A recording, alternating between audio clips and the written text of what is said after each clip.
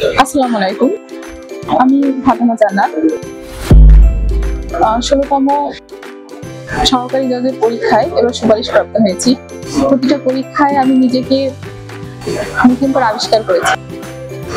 অনেক ভুল ত্রুটি নিজের ছিল, সেগুলো আবার নতুন করে সমাধান করে মনে অনেক সাহস নিয়ে এবং অনেক চেষ্টা করে আবার পরীক্ষায় বসেছি।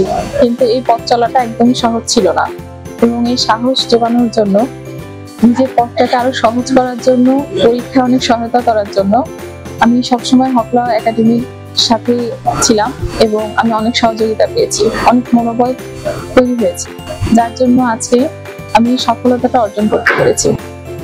এটা শুধু স্বপ্ন নয়, এটা অর্জন করার পিছনে অনেক কঠোর পরিশ্রম রয়েছে, শুধু নিজের না, আমার শিক্ষক যারা আছেন, আমার সহপাঠী যারা ছিলেন এবং আমি যাদের সাথে সংযুক্ত ছিলাম, মানে হকলা একাডেমি, যারা সবসময় আমাদের পাশে ছিলেন এবং সবসময় নিজেদের কিভাবে নতুন করে তৈরি করা যায়, নিজের পরীক্ষায় কিভাবে আমি সুপারিশপ্রাপ্ত হতে পারি বা আমি কিভাবে আরো নিজেকে নতুন করে তৈরি করতে পারি, তার জন্য সবসময় আমার পাশে ছিলেন।